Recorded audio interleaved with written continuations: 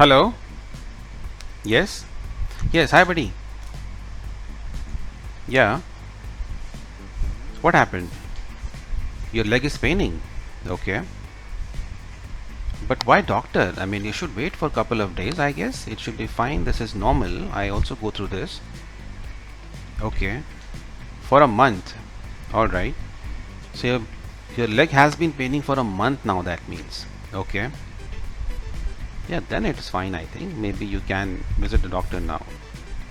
Hello everyone, welcome to English Simplified. So this was a brief role play you saw, and I'm going to discuss two tenses based on this. One is present continuous, my leg is paining, and the other is present perfect continuous, my leg has been paining. Okay, and as usual you'll see comparison of both the tenses one by one, and let's go to the next screen and I'll show you the visuals along with the detailed description, right? So let's go through, as I said, each of them. And here is the first one. My leg is paining. Now this is present continuous tense. As you can see, action taking place at the time of speaking.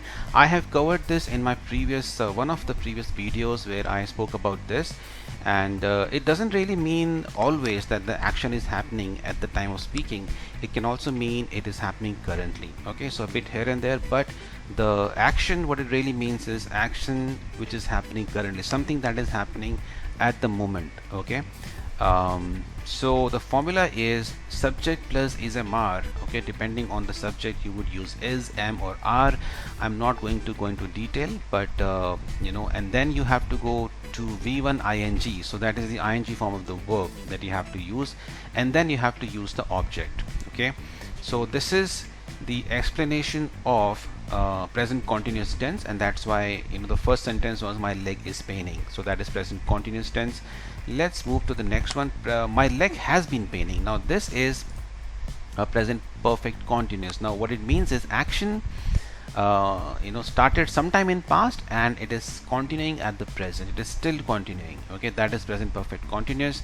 And the equation, the formula is subject plus has, have. Now depending on the subject you would use has and have, and then we have to use been plus ing form of the verb plus object plus since for plus time. Okay, I think anybody who is watching this video, I am referring to a specific audience right now. I'm sure you already have seen these formulas, but still for clarification I would say since is used for point of time, since January, since 10 a.m., since morning, since Monday, and for is for period of time. Okay, for years, for weeks, for centuries as well. Okay, so that is what it means.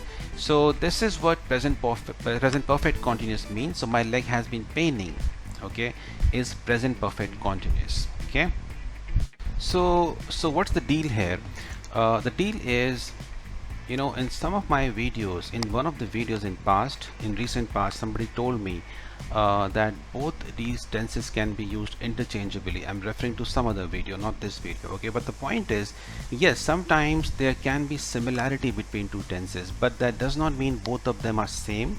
There can be some overlapping in between the usage of both those tenses, but they both have a difference. There is a fine difference, especially if you're looking to be an efficient user, a good user of the language. Okay, so each tense has a specific purpose, as I said, though there may be an overlapping use. For example, in this case, when the person said my leg is paining, why did I ask him that why you're going to doctor? The reason I asked him because I thought it is paining currently.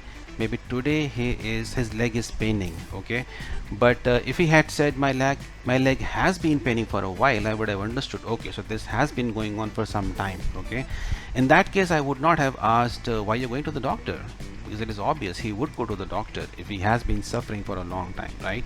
I would have rather said okay, since when? For a month, for 2 months. Okay, so that's how sometimes there can be in the interpretation, in the understanding of the audience, depending on the specific tense you use. Yes, I do agree that sometimes we can say one thing and it can still be understood, but as I said, if you want to be an efficient, a good user of the language, then we need to understand that every tense has a specific purpose. Okay, there might be some overlapping use between two tenses.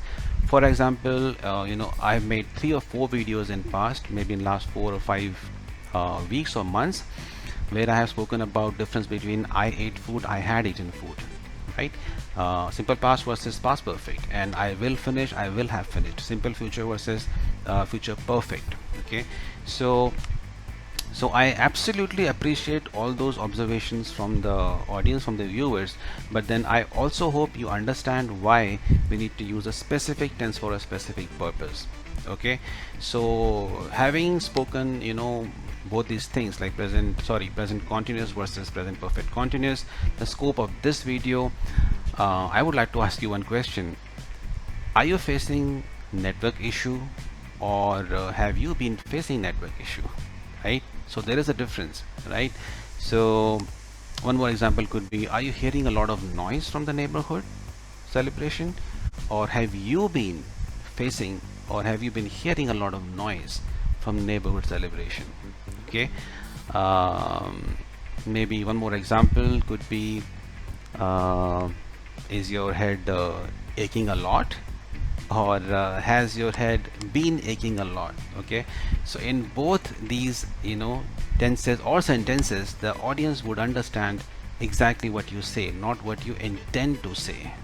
Okay, so I hope my point is clear, and I will continue to make such videos, and please continue to like them. If you like them, please continue to subscribe if you want to subscribe, and please write down questions, and I'll see you soon.